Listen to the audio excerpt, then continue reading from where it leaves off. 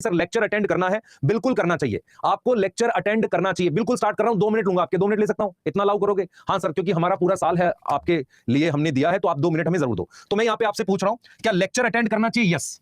क्या live attend करते वक्त नोट्स बनाएं? हम अपना पेस हल्का स्लो रखते हैं, तो आप लाइव अटेंड करते वक्त नोट्स बना लो। आप में से जो बच्चे लाइव अटेंड करते वक्त साफ नोट्स नहीं बना सकते, बाद में पीडीएफ से बनाओ। यहां तक क्लियर है? यहां तक क्लियर है? सही है सर, ठीक है। तीसरी चीज क्या है? नोट्स क्या है बेटा? लेक्चर के साथ ही बनाओ, है ना? लाइव अटेंड करना है, यस। नोट्स लेक्चर के साथ ही बनाओ। अब मेरे को यहां पर एक बच्चे का सवाल आएगा, सुनना ध्यान से। वो क्या रहेगा?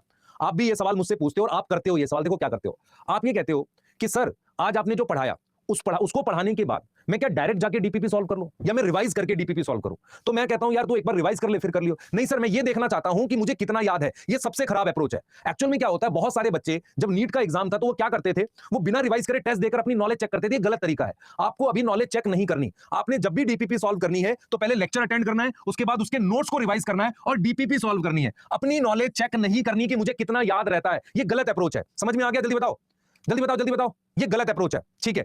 क्लियर है?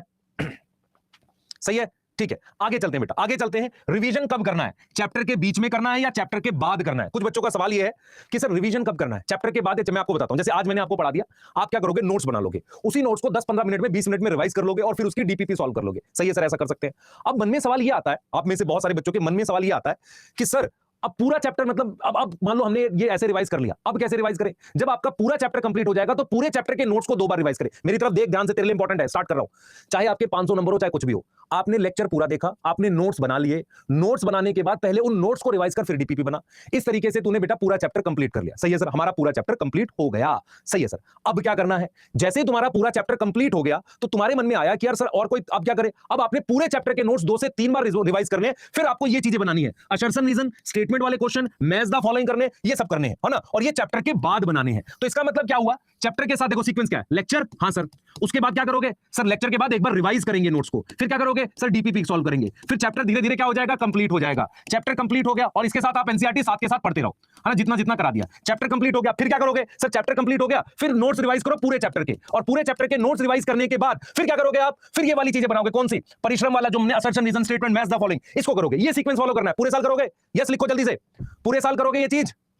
पूरे साल इसी तरीके से करोगे? सर एनसीईआरटी एक बार यहां पढ़नी है चैप्टर के बीच में और एक बार लास्ट में, तो नोट्स रिवाइज करने हैं 2 बार, उसके बाद एनसीईआरटी लास्ट में भी 2 बार पढ़नी है। इससे आपका चैप्टर पूरी तरीके से कंप्लीट हो जाएगा।